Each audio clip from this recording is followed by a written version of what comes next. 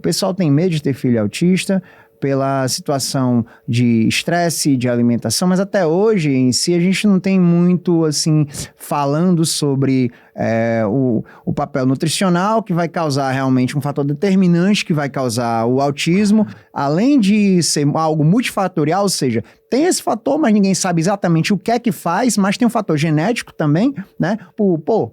Fica um pouco obscuro, na verdade, né, Cadu? A parte diagnóstica é a seguinte, ó. O que a gente pode discutir? Quais exames genéticos a gente pode fazer? Você pode fazer o cariótipo, o array, o SNTP. Existem isso. Para planejamento familiar, Sim. você existe.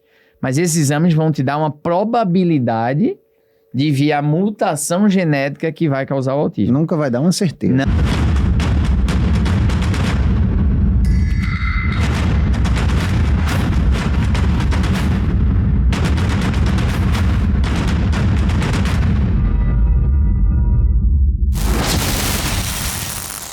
Sejam bem-vindos ao 6º episódio da primeira temporada do podcast 30 Mais Nunca Mais. Trouxe um cara que vai falar aqui de algo que eu queria ter falado há muito tempo.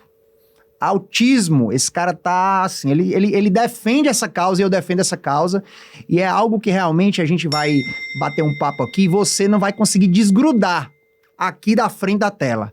Eu sou Samuel Gonçalves, nós estamos no podcast 30 Mais Nunca Mais e nosso principal propósito é transformar vidas. Bem-vindo, Cadu Lins. Toca 5, irmão.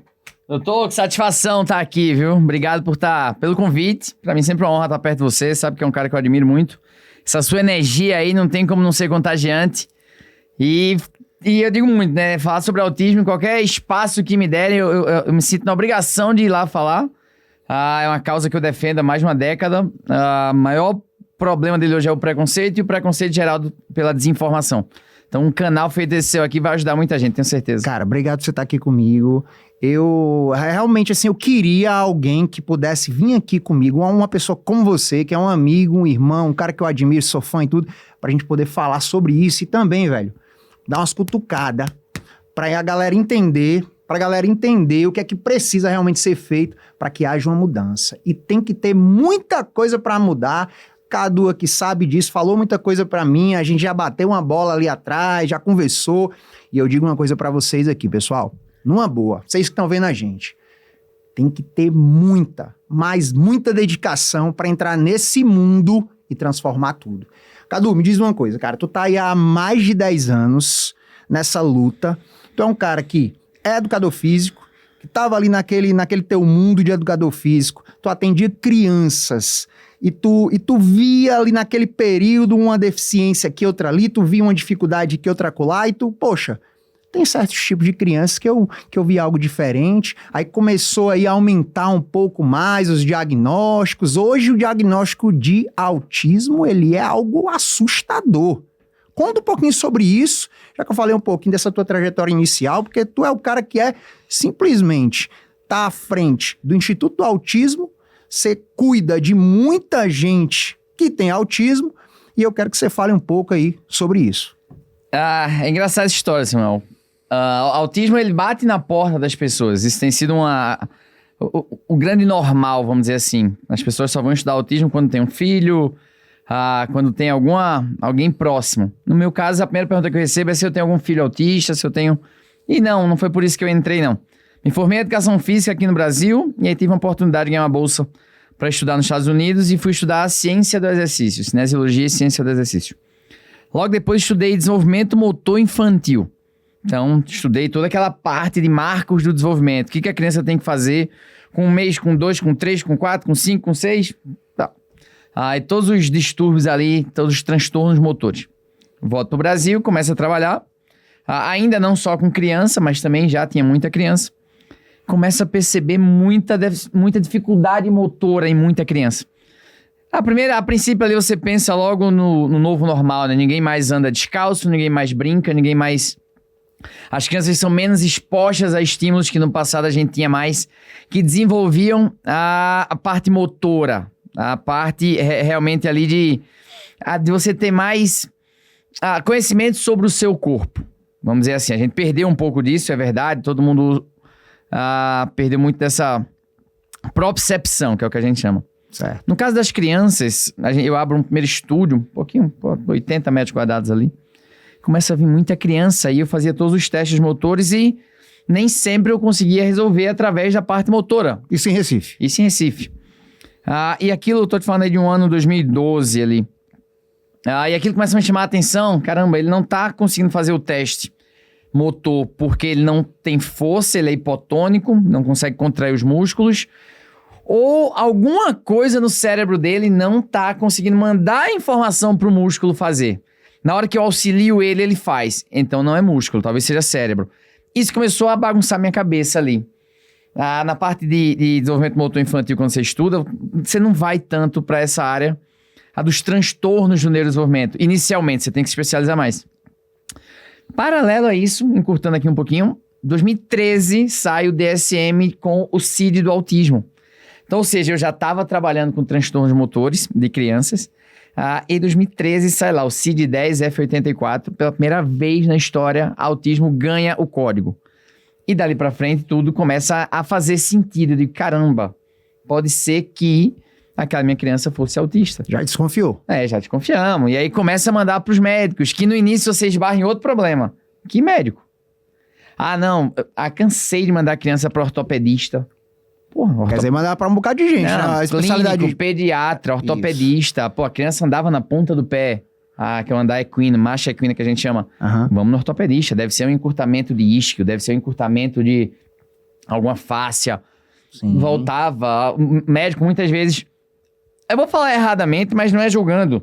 Pode falar do jeito que você quiser, não tem problema. Na época era o conhecimento que se tinha, assim, colocava bota ortopédica, colocava... E a gente não tava indo pro lado que ele tá andando na ponta do pé, talvez por uma questão sensorial, que ele não quer pisar no chão. Não tinha esse detalhe, né? Eu vou ver qual o problema que ele não tá pisando e tudo. Foi algo mais superficial, né? Era muito... Vamos pro ortopedista. Ele tá com encurtamento, pisa com o terço anterior do pé, vamos tentar baixar isso aqui. Era um diagnóstico raso, superficial. Aí fez, não, é autismo. Vamos pro neuropediatra. Eu digo, pelo menos já chama o médico. Aí tu vem pra um segundo problema. Cadê neuropediatra? É difícil, Vou te falar. E neuropediatra... especializado, sabendo o assunto. Então, obviamente, todo neuropediatra ali, durante a especialização dele, ele estudou autismo, mas nem todo neuropediatra trabalha especificamente só com autismo. Vou te falar, Recife, na época, tinha muito pouco. Sei lá, vou chutar 3 neuropediatras, assim, que era muito focado em autismo. Cidade daquele tamanho, né? Então, assim, tu começa a esbarrar em dificuldade médica. Mas vamos lá, passamos. Autismo aumenta, dificuldades motoras. Hoje a gente já sabe que 83% dos autistas têm dificuldades motoras. Então a gente acredita, inclusive, que no próximo DSM, no DSM-6, que deve sair em 2025, 2026, a nova atualização, deve vir déficits motores como possíveis causas de indicativos de autismo. Quais são os principais déficits motores que aparecem? Os mais comuns, assim, até para as mães que estão assistindo a gente e tudo. Hipotonia, tá? Falta de tônus muscular, é aquela criança que anda e cai, é aquela criança que não consegue segurar alguns objetos comuns ali.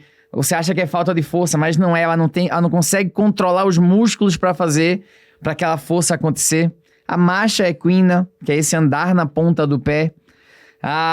Ele pode ter assimetrias na sua marcha, na sua corrida. Ele pode ter dificuldade nos movimentos de pinça, de prensa, de pressão manual.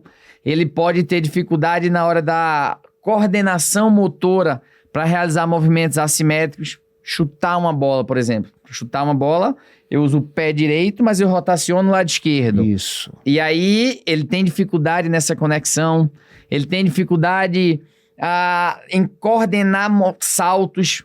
Ou seja, tudo que, em termos gerais, é aquela criança que vai jogar com as outras e vai ter mais dificuldade. Seja de de ter a mesma força, seja de... Tanto que é quando as mães conseguem perceber muito que o seu filho tem que buscar algum diagnóstico quando está perto de outras crianças. Ela compara. Tanto que no passado, o principal indício de autismo era quando colocava na escola. E aí, tinha o comparativo da criança com as outras. E dizia, opa, meu filho não consegue correr feito os outros. Meu filho não consegue chutar feito os outros. Meu filho não consegue escrever, ele não tem coordenação motora fina. Fora o fator cognitivo comportamental, né? Fora o Aquele fator fator cognitivo. ali de, eu não tô entendendo, não tô conseguindo fixar, né? Aqui na matéria, ou seja lá o que for. Escola sempre foi o local que dizia, olha, tem que procurar algum apoio, alguma ajuda. Qual que era o problema? Quando que se entra na escola? 2 anos e pouco. Tanto que a janela de ouro ali que se chamava para diagnóstico do autismo era dos 30 aos 36 meses. 2 anos e meio aos 3 anos. Que é quando você já tinha um monte de marco de desenvolvimento. Já deveria ter acontecido. Traduzindo, já dava para perceber. Já dava para perceber. E aí você corria atrás do diagnóstico.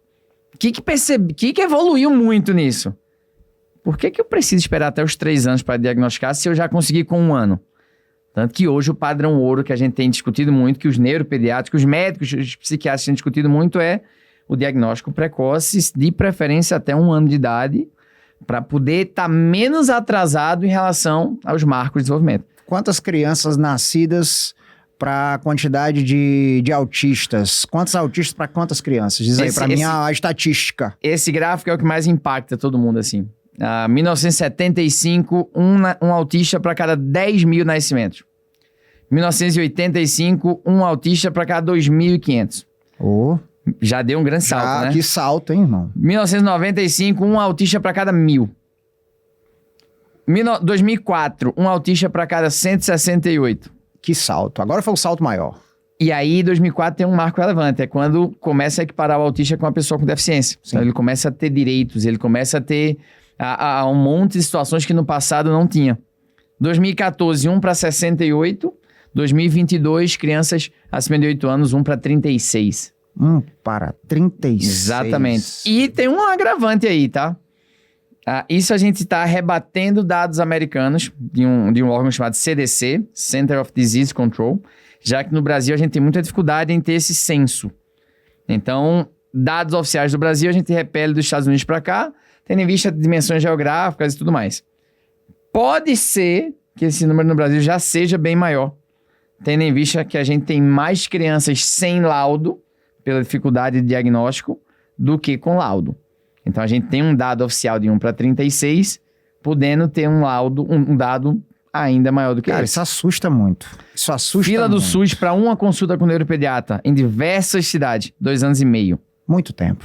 2 anos e meio perde muito tempo do tratamento, do acompanhamento. Para uma consulta. Meu Jesus. Depois da consulta, teria que ter as intervenções terapêuticas, que aí começa um outro... E o tratamento, Caduzão, ninguém sabe quanto tempo vai ser o tratamento. O tratamento é algo que é... Padrão ouro do autismo, padrão ouro. Um tratamento de alta intensidade de carga horária, mínimo de 10 horas semanais, envolvendo mais de um profissional, psicólogo, fonoterapeuta ocupacional, profissional de educação física, nutricionista, fisioterapeuta, musicoterapeuta, psicopedagogo, médico, obviamente, sem alta prévia, de longa duração.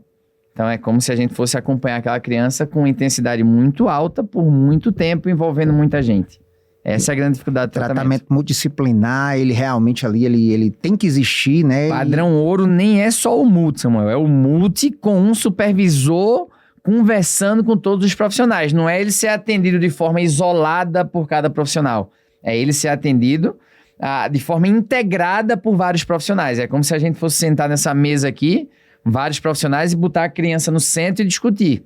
A criança só não, o adolescente, o adulto, o autista no centro. Vamos lá. Esse é o padrão ouro. E vamos lá, vamos supor que agora uma mãe esteja assistindo a gente e ela tem um filho e ela, depois que você falou, ela tá desconfiando agora. Ela nunca tinha ido ao médico, nem tinha feito nenhum tipo de avaliação.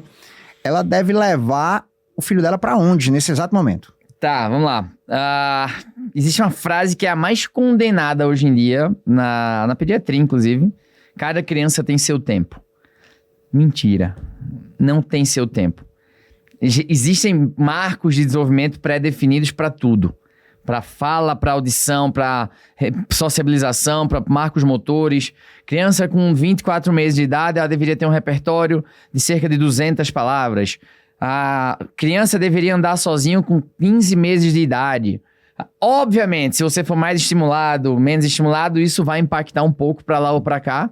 mas o nosso corpo vai estar preparado para ter aquele repertório naquela fase com aquela idade. Mudou muito disso, tá atrasado. Ou muito adiantado. Muito adiantado também pode ser um transtorno de neurodesenvolvimento que esteja adiantando alguma habilidade para mascarar outra. Sim. Resumindo, percebeu qualquer coisa diferente no seu filho, procura um neuropediatra, se for questão de transtorno de neurodesenvolvimento, um neuropediatra, um psiquiatra infantil. Procura um médico, procura um pediatra para começar. Ah, tô sem acesso, vai no psicólogo, vai num profissional especializado. Tempo é ouro. A grande sacada hoje dos transtornos de neurodesenvolvimento é a intervenção precoce de alta intensidade. Quanto antes começar, maior a chance de um prognóstico positivo, a maior a chance de equiparação da idade real para a idade de desenvolvimento.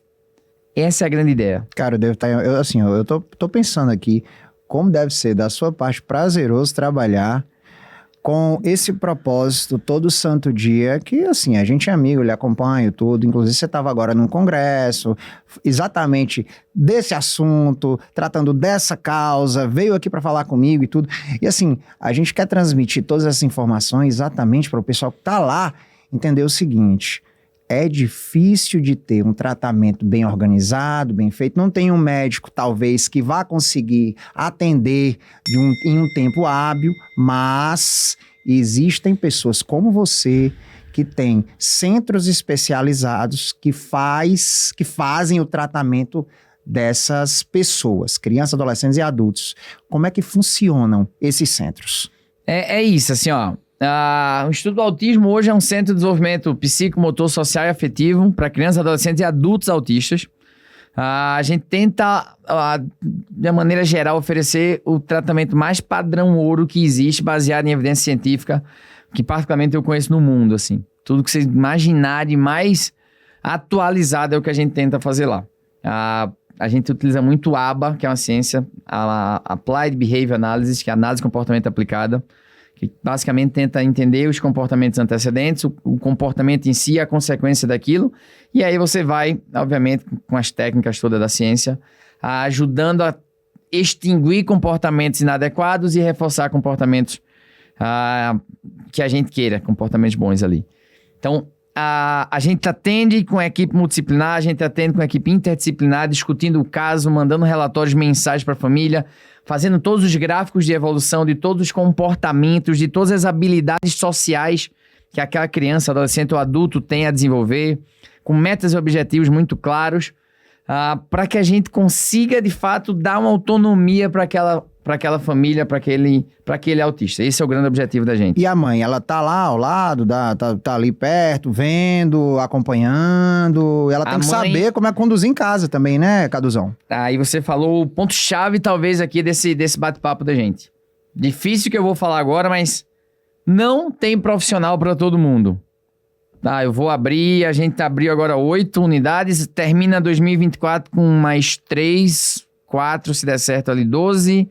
Meta para 2025 dobrar, então vamos terminar 2025 provavelmente com 24, 25 centros espalhados aí pelo Brasil.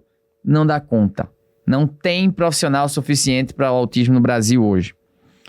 E aí a gente vai ter que ir para a linha de pesquisa. Então o autista vai ficar sem tratamento? Cara, desculpa falar, mas grande parte dos autistas vão ficar sem tratamento. Grande solução que a gente tem que ter. Os Estados Unidos já está aplicando isso desde que a estratégia de só abrir centros na década de 90 deu errado. Não foi eficiente 100%. Partiu para a educação parental. O que mais funciona no autismo é a intervenção de alta intensidade e de longa duração. Ou seja, a gente precisa cuidar desse autista em ambiente clínico, domiciliar e escolar. Se ele precisa, vem comigo, se ele precisa de 40 horas semanais de terapia e o SUS, o plano de saúde, a sua condição financeira está permitindo pagar uma ou ter acesso a 1, 2, 3 com um profissional especializado, as outras 30, 35 horas precisam ser aplicadas por você, pela mãe, pela tia, pelo irmão, por quem for. Então, lá no Instituto do Autismo a gente faz questão de que as famílias participem de todas as terapias, que elas estudem com a gente, tem aula para elas, tem curso, tem... Cadu, por quê? Eu só consigo ajudar o filho dela se ela entender do tratamento, se ela replicar as técnicas de terapia que a gente está fazendo dentro da clínica, fora dela. Dá um exemplo bem clássico, assim. No ABA a gente trabalha muito com reforçador. Pô, então, aqui tu me perguntou alguma coisa, eu respondi. Se eu acertei, tu bate palma. Tu tá reforçando o meu comportamento. Caramba, toda vez que eu acertar uma resposta, tu bate palma. E eu fico feliz. Então, se a gente combinar que toda vez que eu acertar, tu bate palma, isso é uma técnica. Vamos usar assim. Então, vamos lá. Eu peguei um autista. Toda vez que ele acertar uma atividade, eu vou lá e dou um abraço nele. Opa, e ele gosta, ele fica feliz, ele responde a isso. Chama reciprocidade social. Eu preciso dizer à mãe que todas as vezes que ele acertar qualquer coisa em casa... Ela replique isso em casa. Você pediu para ele pegar um copo de água, ele pegou, ótimo, ele precisa de um abraço. Se esse for o combinado. Se ela não faz isso, ele não vai entender por que em um lugar abraçam ele na hora que ele acerta e em outro não. Isso confunde a cabeça dele. Caramba, como a mãe é importante aí pra ela entender tudo isso. A mãe, a escola, a clínica, a sociedade. Imagina isso. Imagina se todo tratamento, padrão ouro, todo mundo fizesse isso. Ô, Caduzão, vou dizer pra ti, a sociedade ela não tá preparada, infelizmente, pra isso, cara. Eu vejo que as pessoas se assustam, eu vejo que as pessoas não têm conhecimento sobre, né? As pessoas, na realidade, até assim, não saber o que é, que a gente pode nem culpar tanto, porque tem muito médico que nem sabe o que é também, mas eu creio que deveria ser um pouco mais divulgado a nível de governo. Eu creio que o governo ele tá sendo a sociedade tá longe de entender sobre autismo. Bastante, cara, tá muito longe. Tô te falando longe, pô, começou dizendo que tá faltando médico. Então, pô, se não tem médico para atender, imagina a sociedade, cara. Mas o que mais me incomoda? Não estamos prontos porque eu não sabia, nunca estudei. Tá, mas eu acho que a gente poderia ter dito isso quando era 1 para 10 mil. Era algo raro. 1 para 10 mil, de fato. Mas e agora, cara? 1 para 36. Pois é, a gente vai esperar chegar em que número? A estatística diz que em 2034, quando for 1 para 18, o autista vai bater na porta. Vai ter um autista na relação de 1 a cada 2 pessoas. Não necessariamente não é teu filho, não é nada, mas todo mundo vai ter um vizinho autista, um aluno autista, um paciente autista, o que for, vai ter. Então, o pessoal me pergunta muito, Cadu, me indica uma academia que está preparada para entender de autismo. Não tem nenhuma. Não tem como. Agora, um médico, uma escola, não tem. Mas o que me incomoda? As pessoas não estão preparadas e não estão se preparando. E como é que resolve isso? Aí tem que ter uma intervenção bem, bem maior. A gente tem que ir para uma linha... Minha visão, mundo perfeito. A gente tinha que começar a educação de base, de preferência falar sobre autismo na escola. Amigos, crianças, vocês vão ter um amigo que vai ter um transtorno do neurodesenvolvimento que pode se comportar diferente de vocês. Como reagir nessa hora? Como agir nessa hora? Como ajudar ele nessa hora? Isso tem que ser um tema mais abordado nas escolas. Nas faculdades também. Quando tu vier para a faculdade, nenhuma formação de base... Psicólogo, fono, terapeuta ocupacional, profissional de educação física, nutricionista, músico, sai sabendo de autismo. Medicina não sai. Não, eu fiz medicina na Universidade Federal, ninguém falou disso não, cara. Pra mim, eu tive que, eu mesmo, assim, ir atrás, né? Aquele negócio, cara, não tem como. É isso que eu tô te falando. Então, escola tinha que se preparar melhor, formação de base tinha que se preparar melhor, políticas públicas tinham que se preparar melhor. A gente tem diversos autismos no Brasil, aquele que tá lutando por 40 horas de terapia semanal e aquele que tá passando fome. Vou te dar um dado pesado aqui agora. Vai, manda. 78%, esse estudo, na verdade, a gente conduziu com mais de 1.000 famílias, quase 1.100 famílias em 2018.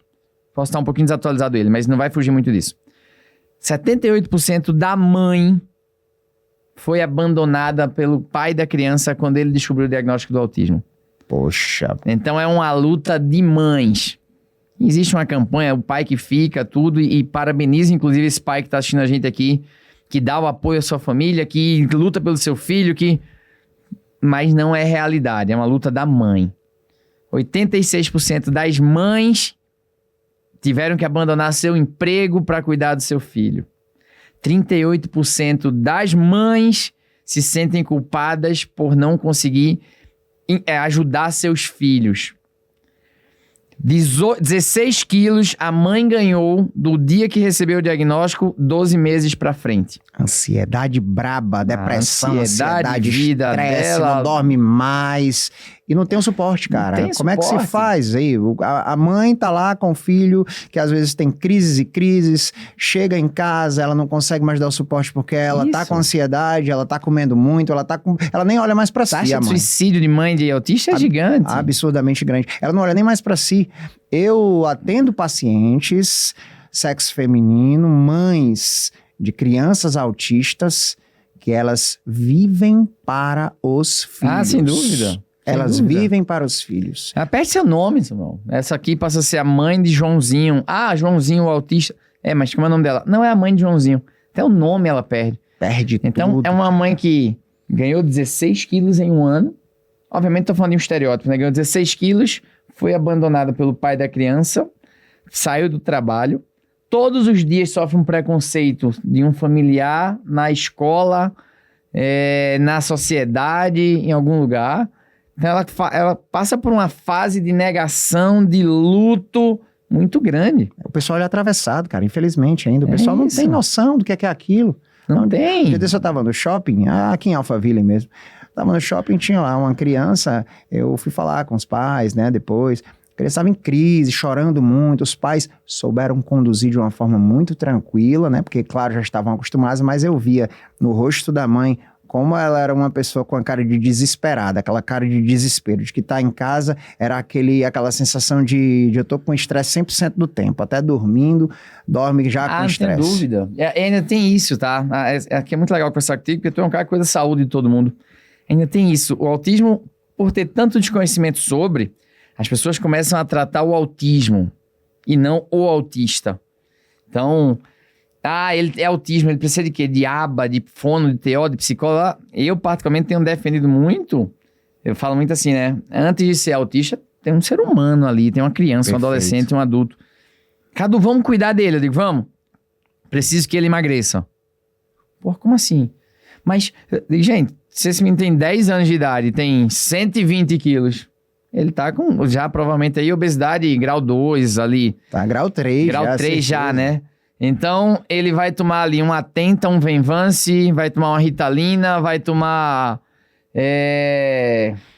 vai tomar tanta coisa ali pra melhorar o sono. Até medicamentos para controle de humor, de sono, de apetite. Vai melhorar o TDAH, mas todo medicamento tem efeito colateral. E todo medicamento, a dosagem é por peso, então ele já vai estar tomando dosagens muito altas, então o colateral é maior ainda. Exato. E aí, você começa todo um problema, ele dorme mal porque o TDAH dele tá incomodando, ou ele dorme mal porque tá com sobrepeso? Ele não brinca com as outras crianças, ele não brinca com as outras crianças por causa da hipotonia, ou não brinca com as outras crianças porque tá com sobrepeso? Vou me apegar um pouquinho nessa parte de sobrepeso.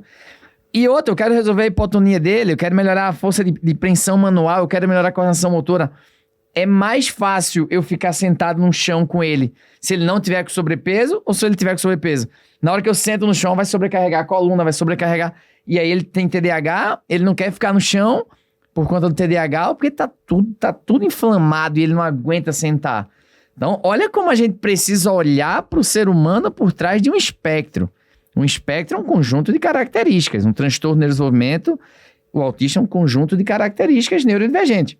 Tá bom, mas e aquela pessoa? As pessoas têm esquecido de tratar o ser humano, cara. Isso, cara. De tratar com amor, com carinho, com individualidade, ter sensibilidade, empatia.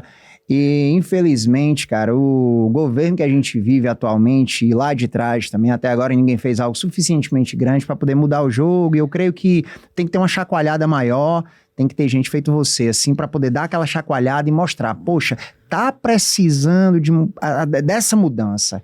Aí a gente vai mostrar que não é tratar a criança, o adolescente ou o adulto, é tratar a família inteira, Cara, praticamente. Eu vou pegar 2 ganchos aí que tu falou, Samuel. Falei ontem, eu tava nesse congresso e essa médica lá, muito famosa aqui no Brasil, ela puxou pra uma linha de tipo... Como a gente, historicamente, tem tratado as pessoas com deficiência. E ela usou essa frase, brincou que se Platão fosse vivo, ia ser um cara que ela queria todo dia mandar uma mensagem. E aí, Platão, qual é o pensamento de hoje? Mas depois ela parou e disse, mas depois fiquei com raiva de Platão. Porque quando fui olhar, Platão lá, na época, mandava crianças com deficiência serem expostas na sociedade até a serem mortas. A doutora Ana Beatriz falou isso ontem, lá no evento. E depois foi falar dos gregos, foi falar dos romanos, e aí a gente para e aí faz, caramba, naquela época era um absurdo, né? Cara, bota no Google aí agora, quem estiver assistindo, entra no Google aí, coloca assim, ó, autismo, tratamento de autismo, década de 80, Brasil. Coloca aí, vai aparecer. E coloca imagens. Sabe qual é a primeira imagem que vai aparecer? Uma criança autista, numa camisa de força, amarrada a um radiador, levando tratamento de choque. Poxa. Então a gente tá falando da época de Platão, dos gregos, de Roma, e na década de 80 a gente ainda tratava o autista com camisa de força e choque. Tem um filme chamado O Holocausto Brasileiro, que mostra os hospitais psiquiátricos de Barbacena, em Minas Gerais. E aí tem muita cena de quantos autistas devem ter passado por ali, já que a gente considerava o autismo loucura.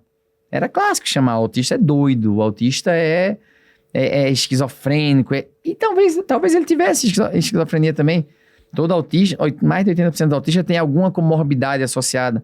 Seja epilepsia, seja atraso motor, seja TOD, TDAH. Inclusive ele pode ser TEA, TOD, TDAH. E a gente tratava ele como um esquisito, como... Pô, e a gente vai olhar lá pra trás, sempre foi isso. Sabe o que eu escutei recentemente, assim, não foi de uma pessoa só, foram de várias pessoas. Eu tenho medo de meu próximo filho ser autista, sei lá, minha mulher tem 30 e poucos anos, a gente tá ali no meio muito estressante, a gente é empresário, sei lá, e tudo. Então, assim, o pessoal tem medo de ter filho autista pela situação de estresse, de alimentação, mas até hoje em si a gente não tem muito, assim, falando sobre o papel nutricional que vai causar realmente um fator determinante que vai causar o autismo, e tem também o fator, além de ser algo multifatorial, ou seja, tem esse fator, mas ninguém sabe exatamente o que é que faz, mas tem um fator genético também, né? Ou seja, o diagnóstico ele é algo já mais assim, tipo, fica um pouco obscuro, na verdade, né, Cadu? A parte diagnóstica é a seguinte, ó. Todo dia, obviamente, todo mundo tem estudado muito isso. Tô em setembro agora. Nem sei quando esse episódio vai ao ar, mas setembro de 24 agora eu tô indo pra Califórnia. San Diego tem um brasileiro, Dr. Alisson Muotri. Estuda genética pra caramba ali do autismo. A gente tá indo fazer curso de genética do autismo. O autismo, ele é de origem multifatorial, com forte carga genética. O diagnóstico do autismo é clínico, é observacional. Eu preciso sentar com a criança, observar ela, ver os atrasos de marcos de desenvolvimento. Não tem um exame de sangue que faça que saia positivo para autista ou negativo para autista. Ele é genético, carga multifatorial, sem uma origem ainda pré-definida. O que a gente pode discutir? Quais exames genéticos a gente pode fazer? Você pode fazer o cariótipo, o array, o SNTP... Existem isso. Para planejamento familiar, você existe. Mas esses exames vão te dar uma probabilidade de vir a mutação genética que vai causar o autismo. Nunca vai dar uma certeza. Não. Já identificaram mais de 1000 genes que, na hora que você faz o exame, vai dizer, você tem, vamos dizer assim, esses genes e existe a possibilidade de tantos %. Só que ainda assim, ele pode vir autista e não ter as características tão afloradas. Em resumo, não tem ainda como fazer um exame de prevenção de um possível autismo. Tem que esperar nascer para fazer. Então, 98,7% hoje do autismo é genético. 1,3% se associa a características ambientais como a utilização de álcool e drogas durante a gravidez, uma hipóxia na hora do parto. Agora batendo muito na tecla da maconha durante a gravidez. De fato... idade dos pais, então tem algumas coisas ambientais ali e de saúde da gestação mesmo que já estão sendo associadas. Ainda não comprovaram nada de alimentação, mas tem muita gente estudando. Todo dia saem alguns estudos, ainda sem forte embasamento, sobre o tipo de alimentação que mudou, sobre a poluição, sobre obesidade, Mas não, hoje o autismo ele é genético, sem obrigatoriamente ser hereditário. Obviamente, se os pais forem autistas, existe 81% de chance a mais do filho vir autista. Eu assisti... Do filho ser autista, desculpa. Eu assisti uns stories do Instagram seu e eu tava vendo você com com o seu time todo ali, o pessoal, né, fazendo gincana e tudo. Eu creio que foi no mês de junho agora, não sei. E aí eu vi você lá abraçado com uma criança, né, até perguntou se ele tinha caído lá do cavalinho, alguma coisa assim. Eu achei super engraçado. E um detalhe, eu percebi que ali ao redor existiam, vê só a pergunta, é uma pergunta voltada para a parte médica e também para a parte pessoal. Ali existiam muitas crianças que eram autistas com obesidade. Muito. Percebi. E o autista com obesidade, ele, obviamente, ele vai ter alterações de função intestinal mais do que o autista sem obesidade. Isso aí é um fato, né, que a gente tem para a fisiologia e a fisiopatologia ali relacionada ao intestino. Então, o autista em si, até os estudos aí mostraram que tem alterações intestinais relacionadas à microbiota, às bactérias que moram lá no intestino, que tem alterações relacionadas aos pacientes, às pessoas não autistas, né? Os estudos hoje, eles já estão cada vez mais evidenciando isso. Aí eu te pergunto, você, como um cara que tem sensibilidade ali, que vê a melhora, que acompanha, você percebe que esses pacientes, que essas pessoas, que essas crianças com obesidade, autistas, elas demoram mais a evoluir na forma comportamental, cognitiva e também a própria motricidade? Você percebe? Ah, não tem dúvida, Samuel, não tem dúvida. O pessoal, sempre que eu sento com uma família assim que vai iniciar um programa de tratamento multidisciplinar, eu sento com ela e digo, olha, não vai ser fácil. Não tô aqui para mentir, não tô aqui para falar que a partir de hoje seu filho vai... O que eu tô aqui para falar é que não vão faltar esforços para isso. Mas todos os profissionais envolvidos aqui, além de muito conhecimento técnico, eu brigo muito com todo mundo para ter muito amor e carinho envolvido, dedicação, mas também preciso de você. Na hora que a gente não conseguir emagrecer seu filho, porque você não tá deixando de dar comida não saudável para ele, na hora que você não tá estimulando o comportamento de uma atividade física, um comportamento para sair do sedentarismo, você vai assumir muito a responsabilidade por isso. Perfeito. De novo, porque antes de ser autista tem um ser humano ali. Eu não tenho dúvida que o intestino dele aí você é craque nisso, tá muito mais inflamado que o outro. Bastante. Tem uma recomendação norte-americana, ai meu Deus, fugiu, daqui a pouco eu falo de quem, da Sociedade Brasileira, da Sociedade Americana, não lembro se de obesidade agora, que fala da importância de fazer uma atividade física, independente de qual for, e de ter hábitos alimentares saudáveis, justamente porque a alta intensidade de terapias levam a ter um comportamento mais sedentário e mais... e que com estimulações, que vão precisar de mais estimulações. Como a gente trabalha muito com reforçadores no ABA, por exemplo, o reforçador inicial que a mãe tenta dar é doce. É clássico isso. Um primeiro vídeo de quando o ABA começou a surgir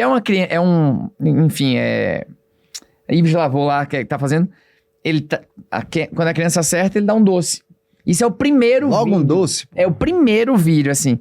E a criança vai acertando 1, 2, 3 vezes e um doce cada vez, assim. Deus. E se perpetua. Então, hoje em dia, é mais fácil dar um doce do que a gente tentar ir por outro caminho. Então tem que conscientizar a mãe pra não comprar lá na feira lá da casa dela as porcarias lá pra a gente tá batendo na tecla lá. A gente tem um programa chamado Famílias em Ação, que é onde eu coloco a mãe não só pra estudar, mas pra também fazer exercício físico. Poxa, cara, que programa incrível esse. Leva pra praia pra correr, pra fazer musculação, pra fazer funcional, pra fazer um esporte.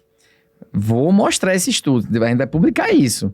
Incrível. A mãe que faz a atividade física, o filho tem tido mais resultado. Olha que associação. Porra, mas o que tem a ver? Na hora que ela entende a importância da atividade física, de hábitos alimentares saudáveis pra ela, ela passa pro filho. Na hora que ela não entende, ela não passa pro filho. É até inconsciente ali. Claro, claro. Então, eu brigo muito, a gente percebe, a criança chega... O comportamento ruim dela, ela vai passar para o filho. A gente percebe, a criança chega muito agitada, às vezes mudou um comportamento, eu digo, bora, senta. Foi o que aconteceu? Não, nada, não. Conta. Não, é porque em casa eu não tô conseguindo controlar ele. Uma das características do autismo pode ser a manipulação de ambiente.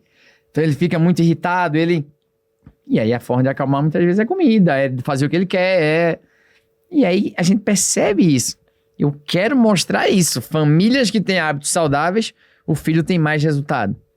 Além de que, Samuel, se ela tem hábitos saudáveis, se essa mulher tá feliz, se essa mulher tá de bem com a vida, vamos dizer assim. Mais tranquila, mais leve. Ela vai ter mais possibilidade de estudar para aprender como desenvolver seu filho. Porque eu falei antes aqui que a educação parental é a chave para a gente desenvolver o autismo, porque eu preciso de alta intensidade, só consigo isso se a família se envolve. Como que essa mulher vai aprender o que fazer se ela foi abandonada, não trabalha, é dependente financeira, engordou, não faz atividade física? Essa mulher não vai aprender, ela não vai ter motivação pra isso, não. De jeito nenhum, pra nada, cara. O que eu tenho... Eu fui pra Angola uns 2 meses atrás. O governo angolano convidou profissionais do Brasil para ir para lá capacitar a educação e a saúde deles. Estão justamente com muita dificuldade também, obviamente, lá em relação ao autismo, e foi uma caravana de profissionais do Brasil para lá. E lá, o que a gente percebeu? Que além do autismo, obviamente, que a gente viu, tem muita fome, né? É um país que passa por muito problema de fome. Então, os atrasos de marco de desenvolvimento lá tinham muito a ver com fome. Ele está atrasado motoramente porque ele é autista e o cérebro está funcionando diferente, ou porque ele não tem força para levantar e andar. Então, aquilo me chamou muita atenção. Fator nutricional, né? Porra, desnutrição. O menino não tá andando porque ele não tem força, não tem proteína para desenvolver músculo ali. Isso. Aquilo me chamou ainda mais atenção pro Brasil. Eu digo, caramba, aqui a gente tá dando pouca atenção para fatores nutricionais, para fatores de atividade física, de sedentarismo. Quando você vai para uma realidade feita que a gente viveu lá, indo na comunidade do Camizungo lá, que era no meio da floresta, tudo, que aí eu fui corrigir o ombro de um menino, olha pra mim aí, corrigi, ele tem hipotonia, ele tem a escápula assim, assá. Ele tá bom, terminei a avaliação, o menino pegou um balde d'água assim, ó, ele carregou. Olha só. Caramba, eu digo, ele tem que carregar, ele fez, tem, senão não tem água pra beber. Tá vendo só. Olha como tem que olhar o autismo de uma maneira muito mais ampla. É muito complexo, cara. E aí eu comecei lá, batendo na tecla, minha palestra lá, a gente tudo no Ministério da Saúde, eu disse, você morreria pelo seu filho? E aí todo mundo, morreria, meu filho é a coisa mais importante pra mim, morreria. E eu tenho um filho de 11 meses, né? Morrendo de saudade dele já. Toda vez que eu viajo, eu fico morrendo de saudade dele. É meu treino todo dia com ele lá. Eu vejo. E aí eu digo, você morreria pelo seu filho? Eu comecei a palestra assim. E todo mundo, sim. Depois que eu expliquei isso tudo aqui, mostrei a evidência científica de comida saudável, exercício, terapia, presença das famílias. Disse, tá, mas agora eu preciso mudar a pergunta. Vocês morreriam pelo seu filho? Eu já entendi que sim. Agora eu preciso que vocês vivam por ele. Perfeito. Todo mundo ficou assim, se você não viver, se você não se esforçar, se você não... É fácil morrer pelo seu filho, difícil é viver por ele. Difícil é estudar, é se dedicar por ele. Você tá terceirizando, não terceiriza. É teu filho. Quando chega qualquer mãe pra conversar comigo, Cadu, meu sonho é estar no instituto. Eu digo, instituto é meio. Não me coloca como responsabilidade única. Vou me esforçar muito pelo teu filho, mas preciso de você. Preciso dele, vai ser doloroso esse processo. Eu não tenho como... Quem te prometer em quanto tempo ele vai falar, em quanto tempo ele vai melhorar... É mentira. Não tem como, sabe? Não tem como. Mas eu te prometo que a gente vai se esforçar muito. E baseado nessa ciência, a cada 30 dias a gente vai medir resultados, a gente vai pegar gráficos aqui de habilidades sociais, de comunicação, de sociabilização, de marketing, desenvolvimento, e a gente vai acompanhando junto. Eu te garanto meu esforço nisso, mas eu preciso de você. Não terceiriza isso pra mim. O autismo é algo hoje, eu falo muito essa frase, é o maior problema de saúde pública do país. E ainda não é tratado como tal. Na saúde suplementar, o autismo passou o custo do câncer. O plano de saúde hoje gasta mais dinheiro com autismo do que com câncer. E de novo, não é um problema que estrala os dedos e resolve. Não é um problema de condição financeira. A gente fala muito, autismo não tem cor, autismo não tem raça, autismo não tem sexo. Autismo hoje é um problema de saúde pública gigantesco, sem uma solução fácil. Pô, Cadu, vamos erradicar a fome do mundo. Cara, consegue sonhar com alguma coisa aqui? Vamos pensar, tem uma solução ali, e com autismo. Pô, mas se eu for rico, eu vou levar meu filho. Vai levar pra onde? Pra que lugar? Vai levar pra onde? Vamos levar pros Estados Unidos. Cara, autismo é dia a dia. Autismo é segmento, é acompanhamento. Isso. Não é, tu pode levar para os Estados Unidos, conheço famílias que vão para os Estados Unidos, fazem avaliações, consultas com médico, mas é todo dia. É um acompanhamento, cara. Autismo é uma condição de vida. Ele não é... Ele pode ser entendido como doença por conta do CID, mas por conceito ele não é. É um transtorno do neurodesenvolvimento que pode afetar marcos de comunicação, socialização, cognição, repertório motor e interesses restritos por atividade. Esse é o conceito de autismo. Como existem alterações relacionadas à própria alimentação, saciedade, fome, predileção alimentar, inclusive, para os autistas, então nós temos as deficiências nutricionais bem evidentes. Eu já avaliei muitas crianças autistas e eu vi muitas deficiências nutricionais que, assim, poxa, cara, que deficiência absurda isso aqui. No exame de sangue, né? Até clinicamente você via, já que aquela criança estava mais debilitada e tudo. E esse é o tipo de coisa que, se uma criança, ela não tem uma alimentação ali, que a mãe está acompanhando, que dentro da casa dela tem uma pessoa que possa ajudar, que possa lá fazer a comidinha do jeito que tem que fazer e tudo, cara, só tende a piorar. E ainda tem o fator da ansiedade da mãe, às vezes a mãe é abandonada pelo pai, a criança sente esse abandono, aí já começa a terapia em cima disso. Então, a complexidade desse negócio, meu amigo, é uma bola de neve maior do que a gente imagina. É maior. E, de novo, vou reforçar. Vai ter criança com muita seletividade alimentar? Vai. Que só come por cor, que só come por tal textura? Vai. Mas vou bater na tecla que nem tudo é seletividade alimentar. Muitas vezes é hábito. Pô, ele só come, sei lá, chocolate. Tá, mas quais são as opções que estão oferecendo? Chocolate ou... sei lá, outra coisa. Às vezes elas dão chocolate como um cala-boca, assim. Mas muitas vezes. É, né? Aí, tá, beleza. Se tu pudesse só comer chocolate, tu não comeria, não? Pô, só chocolate, aquele negócio gostoso e tudo mais. Aí, mas Cadu, é porque ele só gosta de chocolate. Claro, só deu chocolate a vida toda. Só deu essa opção pra ele, pô. Aí agora é óbvio que eu só queria comer chocolate também. Açúcar, que é um negócio mais viciante do que açúcar. Total. Aí aí você é rei desse assunto. Sim, claro. Então, pô, eu bato... tem seletividade alimentar. Vamos trabalhar. Vamos lutar pra bater acabar com essa barreira. Mas...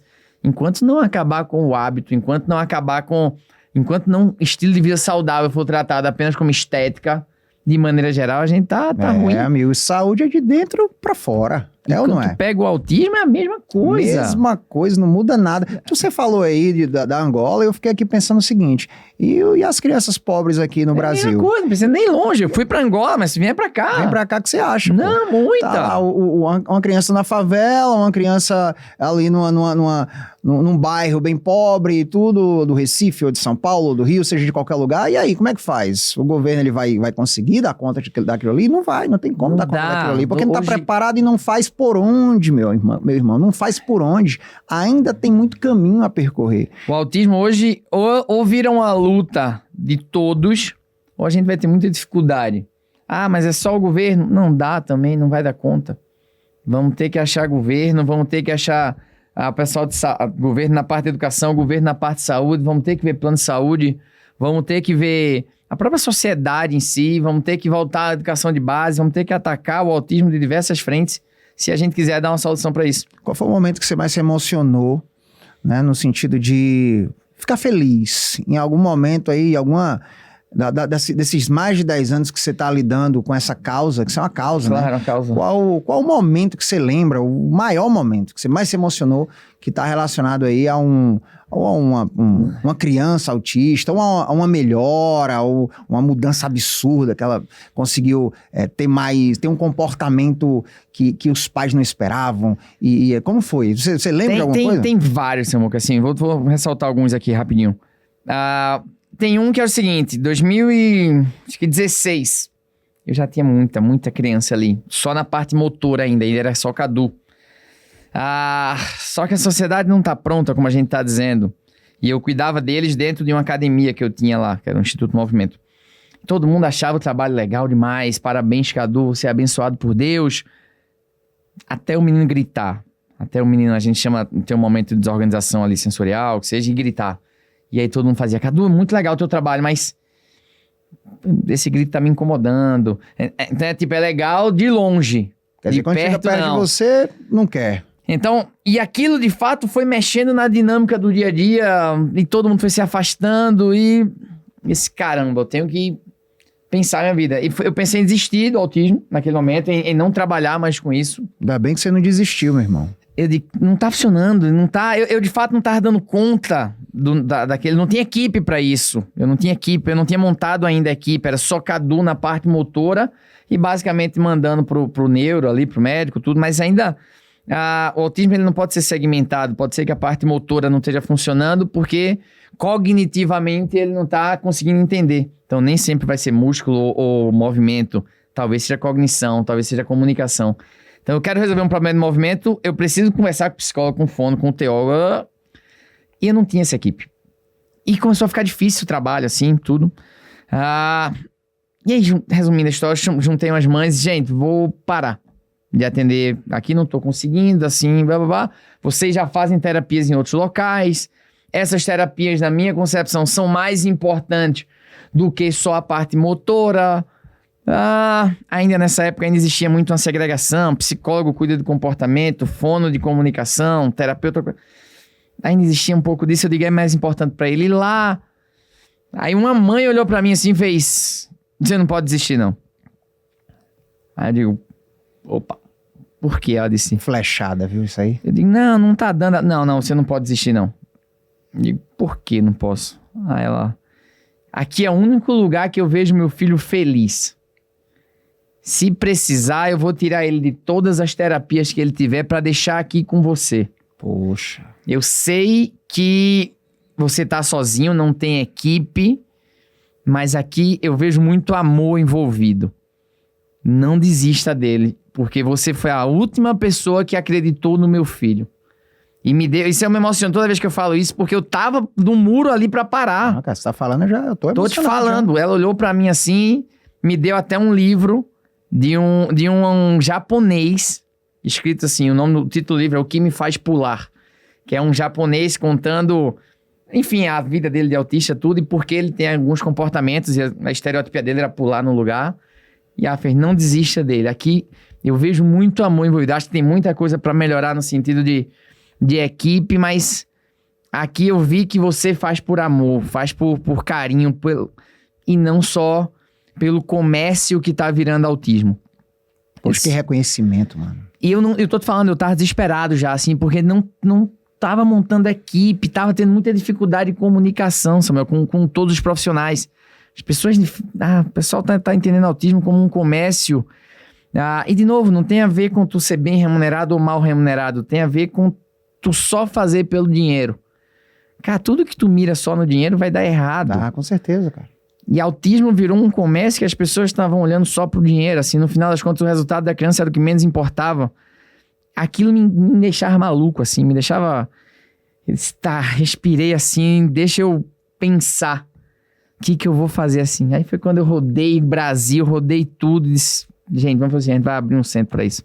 Não dá pra gente sair da causa, não.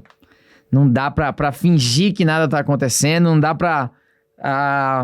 Não dá pra ficar fora disso. Rapaz, e onde é que tá a mãe dessa criança, pelo amor de Deus? Ela tá onde, essa pessoa que falou isso pra você? Ela tá por onde? Porque ela em Recife. Tem que ter um troféuzinho pra as competiçõezinhas das gincanas com o nome dela, cara. Ela... Nossa, foi muito marcante pra mim, porque... De fato, eu não tinha intensidade de terapia que eu tanto defendo, eu não tinha... Porque ela fazia em outros locais, assim, as terapias, mas ela dizia, lá eu fico marginalizada. Sim. Meu filho chega, entra pra fazer terapia... Eu não sei o que tá acontecendo, ninguém tá me falando nada. O que aí já vem de encontro com o que a gente conversou, de que a mãe tem que participar. E ela disse, acabou, quando termina, me entrega o meu filho. Pronto, até amanhã. E aqui não. E olha que eu errava pra caramba. Se quer um desabafo aqui. Hoje, quando eu paro pra ver algumas intervenções que eu fazia, poxa, como eu errava. Mas de novo, você pode errar... na ação, nunca na intenção. Você errou rápido, pô. Não, tinha hora que eu desorganizava os meninos, chegava gritando, e ali eu disse, caramba, aqui era pra eu ter chegado mais calmo, que eu já desorganizei ele. Mas ela disse, nada, Cadu. Mas só de ver ele sorrindo, pra mim resolve. Obviamente não pode ser teoria não pode ser sem teoria, né? Assim, tinha muita coisa que eu precisava estudar mais ainda, tanto que eu tive que invadir o ABA, psicologia, ninguém da educação física estudava isso, quase ninguém. Tive que fazer pós-graduação em análise de comportamento pelo lado da psicologia. Fiz todos os cursos de musculatura orofacial. O menino não fala por alguma questão neural, por alguma questão de musculatura da face, por uma questão cognitiva, por uma questão motora. Então, saí invadindo todas as outras áreas, assim, para poder entender e ter propriedade do que eu tava fazendo, né? Você lembra, assim, de alguma situação de alguém bem sem noção mesmo, de ter feito algo que te chocou relacionado a alguma criança autista ou adolescente, ou enfim, onde você estivesse, assim, que você estava ou defendendo a causa, ou então você viu um autista sendo, enfim, a pessoa ali não tratando como deveria. Tem vários casos, Já na verdade, presenciou muito? presenciei demais, cara. Demais. Se meteu assim. na hora, foi falar? Porra, já me meti. Tem criança que eu ia pra escola como conselheiro lá, assim, pra defender ele. Uns jogos internos de uma escola. Aí, obviamente, sem citar nomes aqui, excluíram ele. Ele Se não podia... as mães não sabem, se os médicos muitas vezes não sabem, como é que as crianças vão saber? Às vezes eles excluem a Cara, e criança, olha essa exclusão. Eu venho da educação física, eu defendo esporte, defendo tudo. Excluíram um menino de um jogo de jogos internos. E aí eu fui lá e digo, professor, por que vai excluir? Não, porque ele não sabe jogar. Digo, pô, mas na escola estão cobrando performance, é? Assim, um menino de 10 anos de idade joga quem sabe, assim, nos jogos internos da escola. É por isso mesmo? Não, Cadu, é porque pode ser que ele grite. Eu digo, tá, e daí? Não, e pode ser que ele não entenda a regra. Eu digo, tá, e daí? E pode ser que com o barulho ele... Eu digo, tá, e daí? Então, tu, como profissional de educação física, da escola, que tinha que lutar por inclusão, tu vai excluir ele? Não é possível, cara. O esporte é a maior ferramenta de inclusão que a gente tem. Tu vai excluir ele de uns jogos internos? Puta, que exemplo tu tá dando. Que exemplo aquela criança vai ter de que só pode jogar quem é bom. Se eu for ruim, eu não tenho vez. E o teu amigo da sala não pode ser do teu time? Peraí, cara, que cidadão tu tá formando aqui? Se num jogo ali de colégio tu não vai incluir, tu vai incluir aonde? Tudo é fator educacional. Você tem que educar esse pessoal. Eles têm que instruir esse pessoal. Não, cara. E depois de muita briga... As escolas não estão preparadas. Depois de muita briga, foi ter o atletismo. Aí ia ter um revezamento lá. Pô, a criança corre, passa um bastão. Aquela história. Sim, sim. Fizeram uma corrida só pra ele. Ele não participou com as outras. Botaram ele correndo sozinho. Olha aí, Cadu, a gente colocou. Eu digo, não... Desculpa o palavrão, mas cagaram de novo. Pois é, poxa. Então, isso é incluir? Tá todo mundo aqui, deixou ele correndo sozinho ali. Não, então eu não queria que ele participasse. Eu digo, não. Primeiro, não é que eu queria. É direito dele participar. E outra, ele tem que participar sendo incluído, não sendo segregado. Não é. Tá, então, não sei mais o que é que eu faço. Eu digo, caramba, cara. Então não pode trabalhar com criança. A gente que tá no meio digital, cara, a gente vê muito digital influência ali, falando muitas coisas sobre o autismo, mas poucos eu já presenciei transmitindo alguma mensagem, levantando alguma bandeira, mas eu lembro que Carlinhos Maia ali te ajudou de alguma forma, não foi? O de Carlinhos foi muito legal, assim, a gente tem alguns que na rede social, o Marco Mion acaba sendo um grande carregador dessa bandeira por ter um filho, o Romeu, então o alcance do Marcos é gigante, então sempre ele defende a bandeira. O Moção tem filho autista lá. Eu vi agora, o Moção cortou o cabelo, você viu? Cortou o cabelo. Ele cortou o cabelo e ele tirou o bigode para que os dois filhos dele não tivessem medo dele, cara. Foi Moção, incrível o vídeo. Incrível, aquele vídeo viralizou demais, viralizou. Assim. O Carlinhos Maia repostou um vídeo nosso, assim. Que massa isso. E foi muito legal, que aí deu 4, 5 milhões de visualizações, assim. E é o que eu falo. Autismo precisa de visualização. Me ensina de um jeito que eu aprenda, que eu prometo que eu vou me esforçar. É muito disso. Então, o autista pode não aprender da maneira convencional, mas não significa que ele não vai aprender. Aí eu bato na tecla. Os influenciadores deveriam ajudar mais. Os influenciadores deveriam saber um pouco mais sobre e ajudar um pouco mais. Imagina, 5 influenciadores com um poder de influência da metade do que o Carlinhos Maia tem para poder divulgar, levantar a bandeira, defender e falar realmente como é que deve se tratar o autista na escola, na sociedade e realizar as inclusões. Tu já pensou? Ia ser incrível, justamente porque o autismo sofre com preconceito. Preconceito vem da desinformação. E os estereótipos do autismo tá na cabeça das pessoas, né? O que é autismo? Eu tinha um quadro no meu Instagram, eu vou retomar ele agora, tá? Ia na rua entrevistar as pessoas. O que é autismo? Ninguém sabe.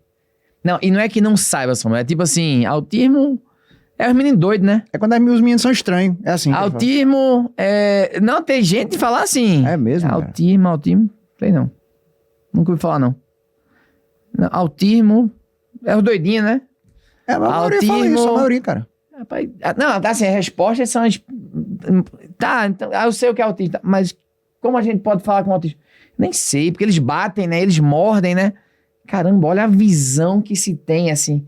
E estamos falando de autista que, de vez em 6 anos de idade, um menino passou em Harvard. Sim. Porra, tu vai ter aí atores famosos. Agora, a Letícia Sabatella falou do diagnóstico tardio dela, da dificuldade que teve. A gente tem médicos autistas, Sim. a gente tem... Porra, o estereótipo de autismo hoje deveria ser combatido justamente porque você vai ter o autista, de fato, com dificuldades sensoriais, com dificuldade em autonomia de vida diária, mas, pô, vai ter médico, vai ter ator, vai ter... O autista pode ser o que ele quiser, desde que ele tenha oportunidade. Pode estar em todo lugar, né, cara? Pode estar em todo qualquer lugar. tipo de família, não tem, como você falou, não tem cor, não tem cara, né? Só que aí tu falar de inclusão sem ninguém nem saber o que é, estamos muito longe disso, cara. A gente não sabe o que é isso. Por isso que eu digo, influenciador tem um papel muito importante na sociedade, que é, de fato, disseminar informação. Cara, eu e tu, que a gente devia se juntar e fazer um AUE muito grande no Instagram e colocar essa galera desses influenciadores digitais para começar a entender isso aqui, e a gente vai falar para eles o que é que a gente precisa. Será que algum deles iria... Eu acho que topa, cara. A causa precisa de todo mundo. Ou só um Carlinhos Maia da vida vai repostar um vídeo. Carlinhos repostou lá e foi incrível, assim, o alcance que o vídeo teve não tem graça. Imagina se a gente consegue ter isso aí constantemente. Que atinge, porque influenciador digital é o seguinte, eles atingem determinados públicos diferentes. Tem aquele influenciador que é o público X, aquele Y, o outro Z. Imagina se a gente pega todos eles, do A ao Z, o alfabeto inteiro. Isso. Eita, Caduzão, acho que a gente vai ter que criar um movimento agora, velho. Topo na hora, topo na hora. Vai ter que criar um movimento agora, e esse movimento ele vai ter que chegar na casa de todo mundo, porque a internet é aquele negócio, tá na palma da mão do cara, tá aqui, ó. Antigamente era televisão, antigamente era só no computador, hoje tá tudo aqui no celular. Isso tá no celular e o pessoal pode ver na palma da mão, é só tirar do bolso e olhar. Topo demais. E tava te falando antes da gente entrar aqui, estamos num congresso lá, né? Muita ciência, cara. Não deixou de ser empirismo. Tem muita ciência envolvida em todas as áreas do desenvolvimento. A gente precisa falar mais sobre isso, sabe? Cara... Precisa fazer... Seria um sonho... Assim, é um crime nem todo mundo ter acesso a terapia, a um tratamento adequado. Mas vamos de novo. Em vez de a gente reclamar, o que a gente pode fazer? Então vamos lá. Dar o máximo que a gente pode. Fazer o melhor que você pode na condição que você tem. Vamos dar educação, vamos dar informação, vamos dar... A causa precisa muito, sabe? A gente pode estar mudando... Eu vou pegar esse exemplo de Angola de novo. Talvez a gente tenha mudado o futuro de uma nação, se eles conseguirem executar tudo que a gente deixou planejado lá. Sim. De capacitação parental, de tudo mais. Então, talvez tu tenha mudado o futuro de uma nação com uma caravana de profissionais que se propuseram a ir lá. Cara, tu me conhece como um cara que é bem positivo, bem energético, energia 1000%. Eu tive uma visão, assim, eu tenho, né, uma visão muito positiva sobre a vida. E eu penso assim, cara, sabe? Daqui a uns 10 anos, ou menos, eu creio que se for investido hoje no fator educacional relacionado à base do problema... Eu creio que daqui a 10 anos, os autistas, eles estarão sendo cuidados por pessoas que nem você. Se Deus quiser, meu irmão. Assim, minha visão de futuro é que tem que ser melhor do que o hoje. Eu sempre bato na tecla. Como é que vai ser o futuro? Eu digo, se for melhor do que hoje, tá bom. A gente tem que trabalhar para o dia de amanhã ser melhor que o de hoje e assim sucessivamente. Então, não é um problema fácil de resolver, mas eu acho que é um problema que se a gente ficar dizendo que não é fácil e não fizer nada, de fato... Não vai acontecer nada. Se a gente fizer alguma coisa, vai ser melhor. A gente tem que multiplicar os CADUs e tem que multiplicar os influenciadores para ajudar também, que eles são importantes. Demais, a gente falou aqui, eles são importantes. A gente tá aqui no meio digital, eles estão no meio digital também, né? Vamos embora, fazer a informação chegar a todo mundo. Cara, primeiro, eu sou fã do teu trabalho. Sou teu amigo, te trouxe aqui pra gente levantar isso, que eu acho muito importante. A gente não veio só para um bate-papo, a gente tá levantando uma causa, tô aqui para te ajudar, o que for preciso, tô dentro. E a gente tem muito chão pela frente junto, cara, e muita coisa, eu vou agregar no que você precisar e eu sei que você agrega na minha vida também. Agradeço a Deus pela tua vida, meu irmão. Amém, meu irmão, obrigado. Tudo primeiramente Deus, né? Acho que tem um propósito lá atrás, acredito muito nisso. Sim.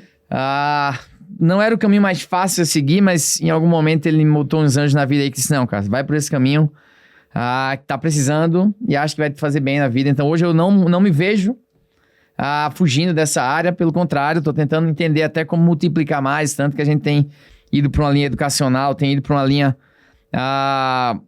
de unidade física, tem ido para uma linha de política pública, tem ido para uma linha de pesquisa. Eu tô tentando todas as áreas possíveis aí para ver quais delas, né, na verdade elas se somam, a gente consegue atingir mais gente. Então, eu tenho certeza que vai dar certo. Tem Deus que quiser. botar positividade, fé e tem que persistir, cara. Ter disciplina, né, e constância nesse teu estudo e nessa tua permanência, levantando essa bandeira. E com um cara feito você do lado aí vai ficando mais fácil. Ah, meu irmão. Obrigado. Tamo junto sempre, ó. Tu vai agora dar ali, ó, uma mensagem, mandar uma mensagem para o nosso público, certo? O público da gente, cara, é um público com um nível de consciência bem elevado, certo?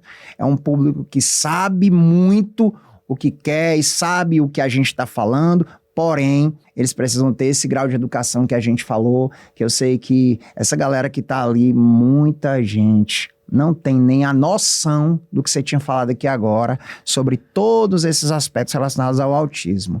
Fala pra essa galera aí, manda uma mensagem pro mundão, pra todo mundo. O que é que você pretende e que mensagem você pretende dar pra eles que não conhecem, que querem ajudar, que tem filhos em casa que estão, poxa, será que eu levo? O vizinho tá falando alguma coisa, eu tô me sentindo constrangida, na escola do meu menino, tá?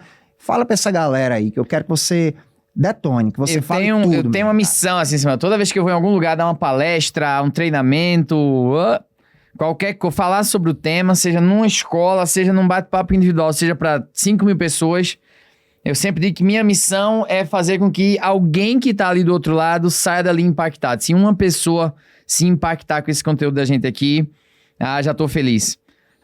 O autismo precisa de você que tá assistindo esse vídeo aqui. O autismo, não sei se você é mãe, se você é pai, se você é profissional de saúde e de educação, mas todo lugar que eu vou, eu sou quase um catequizador ali, um recrutador de gente para trabalhar na área. Não necessariamente diretamente, mas apoiando uma família que tem um filho autista, apoiando uma política pública, mesmo sem conhecimento na área, todo mundo quer carinho, quer atenção, quer acolhimento. Então, se você tá aí, de alguma maneira você não soube ainda, não reagiu bem em alguma situação que tenha algum autista, muda esse teu conceito, muda essa tua visão, que o autismo precisa de cada um aqui que está assistindo esse vídeo e que vocês possam multiplicar ainda mais esses conhecimentos, essa nossa fala aqui para chegar em mais gente ainda e recrutar mais e mais pessoas para que a gente possa mudar o futuro de todas essas pessoas que estão dentro do transtorno do espectro autista.